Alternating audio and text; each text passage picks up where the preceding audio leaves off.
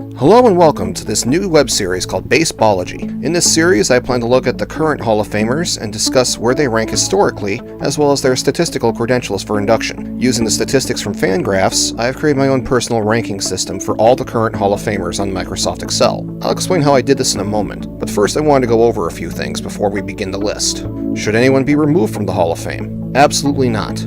There have been some poor selections for the Hall of Fame, sure, but I don't think that anyone should be removed from the Hall of Fame because each player is part of the story of the game. There aren't any bad players in the Hall of Fame either, but there are some that could be considered less worthy than the rest. Besides, it would be a tremendous disrespect towards that player's family if he or she was booted from the Hall of Fame, and that's not fair to them. Is there a problem with Hall of Fame voting? I think most people agree that there is some issue with Hall of Fame voting, and there are a lot of things that I think can be done to improve the process. But I'll save those for another video. Should election to the Hall of Fame be only about statistics? No, of course not. What people forget is that statistics serve two purposes. The first is that they provide a record of what occurred on the field. For instance, they tell us how many hits a player had, and we track these using stats because human memory is very fallible, and our brains can only hold so much information. The second purpose is that stats allow us to form unbiased opinions on how good a player was. And this is the value of using stats like WAR or WRC+. The stats that players accrue in their careers should be the primary driving force of whether they get inducted or not. However, there are players who are more important than their stats due to their influences on the game. Jackie Robinson is an obvious example, but there are others that you'll see as we go along. Are you going to look at current players or players not in the Hall of Fame? I plan to do that as soon as I finish going over all the current Hall of Famers. How'd you do it? Okay, the short answer is that this is a project that I've been working on since 2012 in several different forms, and it would be difficult to fully describe how I do my calculations without having seen it for yourself. I'll try to make a quick explanation for you. I believe that for the Hall of Fame, a player must be great both in his time and an all-time great as well. This is an exclusive group of players, and only the best should really be allowed in. To measure this, I look at several different aspects of a player's career.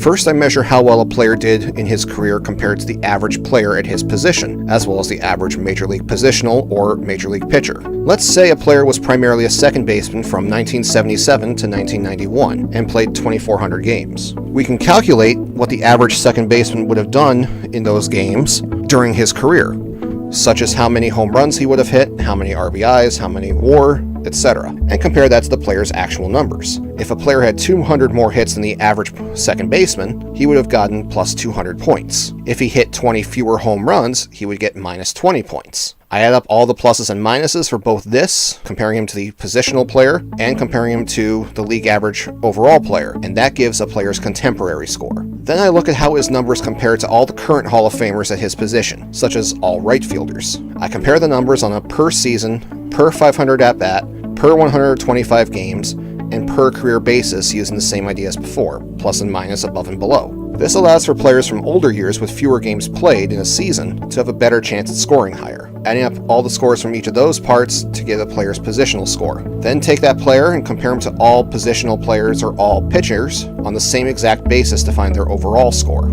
I then repeat the process for a player's peak 7 seasons, the 7 best WAR seasons he had, for all 3 to create a peak score. That means I repeat it for his position, for his contemporary, and for his overall. To get a player's final score, I add up all 4 totals, peak, position, overall, and contemporary, and apply a conversion factor to make all the positional averages equal the same value, and so that there are no negative scores overall. Sounds pretty easy, right? Yeah, that was the short version. One day I will make my sheets public, probably not too long after this video goes up, but right now I want to keep them to myself because the way I have some of the headings and some of the sheets labeled is something that would only make sense to me in my head and my language. How about the Negro League players? Nope, I don't have good data on them, so I can't compare them to the Major League players. I think the world of players like Josh Gibson, Satchel Paige, and Cool Papa Bell, and believe that they should be in the Hall of Fame. But for this study, I'm only looking at the Major League players. How about the managers? I may do a little bit about the managers after I get done with the players.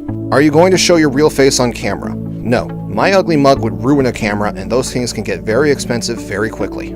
Are you affiliated with the Hall of Fame at all? Nope. I go to the Hall of Fame very often, as I live about an hour from Cooperstown, but I'm not affiliated with MLB or the Hall of Fame or anyone in official capacities. I did this study because I think the Hall of Fame is one of the most important parts of baseball.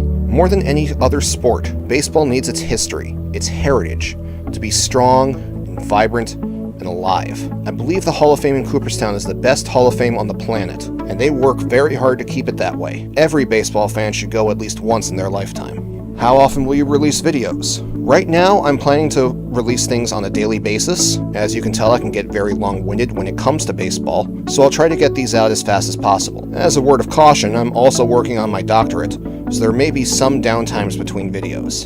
Who is the first player that you're going to do? Is it Babe Ruth, Hank Aaron, Jackie Robinson? No, I'm going to start at the bottom of my list and work my way up to the top.